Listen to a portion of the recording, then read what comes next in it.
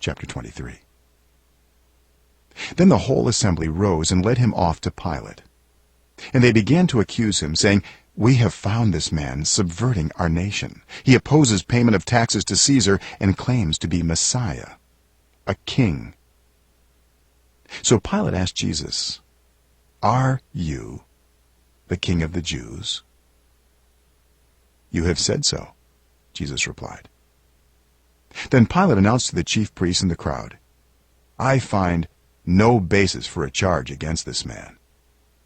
But they insisted, "He stirs up the people all over Judea by his teaching. He started in Galilee and has come all the way here." On hearing this, Pilate asked if the man was a Galilean. When he learned that Jesus was under Herod's jurisdiction, he sent him to Herod, who was also in Jerusalem at that time. When Herod saw Jesus, he was greatly pleased, because for a long time he had been wanting to see him.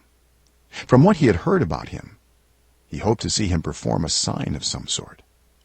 He plied him with many questions, but Jesus gave him no answer.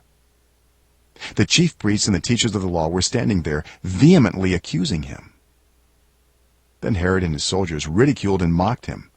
Dressing him in an elegant robe, they sent him back to Pilate. That day, Herod and Pilate became friends. Before this, they had been enemies. Pilate called together the chief priests, the rulers, and the people, and said to them, "You brought me this man as one who was inciting the people to rebellion. I have examined him in your presence and have found no basis for your charges against him. Neither has Herod, for he sent him back to us. As you can see, he has done nothing to deserve death. Therefore, I will punish him and then release him." But the whole crowd shouted, "Away with this man! Release Barabbas to us!" Barabbas had been thrown into prison for an insurrection in the city and for murder.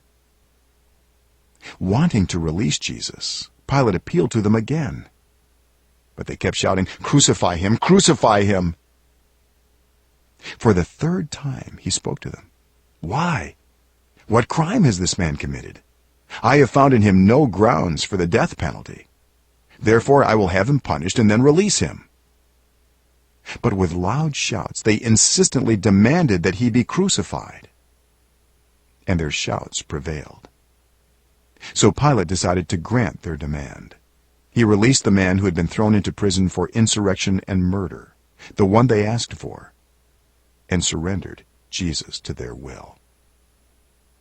As the soldiers led him away, they seized Simon from Cyrene, who was on his way in from the country, and put the cross on him and made him carry it behind Jesus. A large number of people followed him, including women who mourned and wailed for him.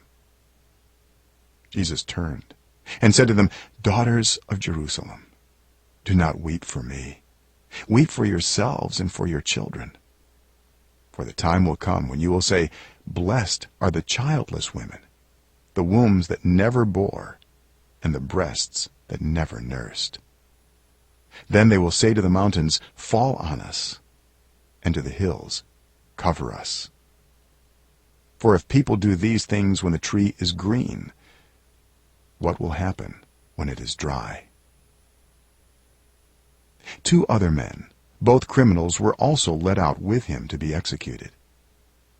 When they came to the place called the Skull, they crucified him there, along with the criminals, one on his right, the other on his left.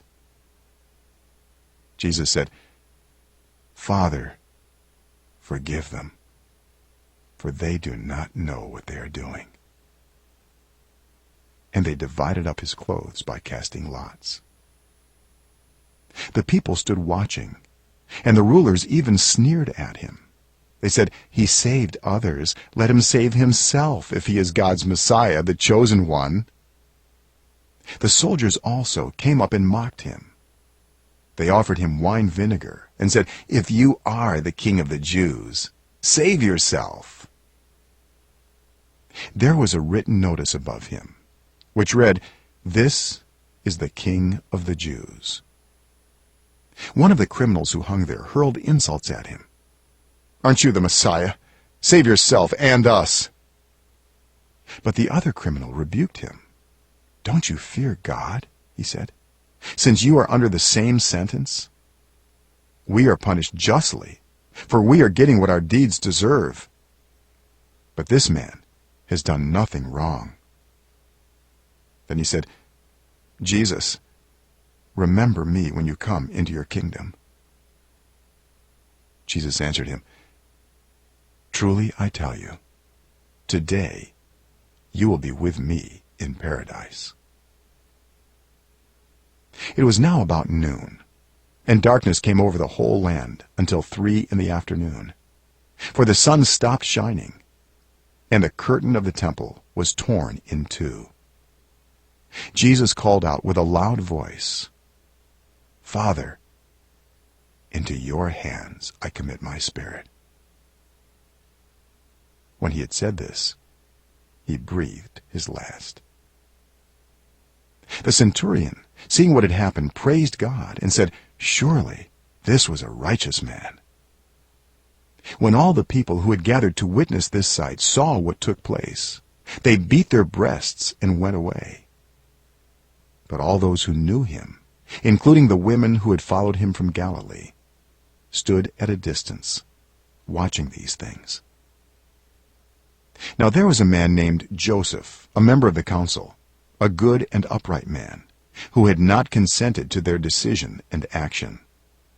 He came from the Judean town of Arimathea, and he himself was waiting for the kingdom of God. Going to Pilate, he asked for Jesus' body. Then he took it down, wrapped it in linen cloth, and placed it in a tomb cut in the rock, one in which no one had yet been laid. It was preparation day, and the Sabbath was about to begin. The women who had come with Jesus from Galilee followed Joseph and saw the tomb and how his body was laid in it. Then they went home and prepared spices and perfumes. But they rested on the Sabbath in obedience to the commandment.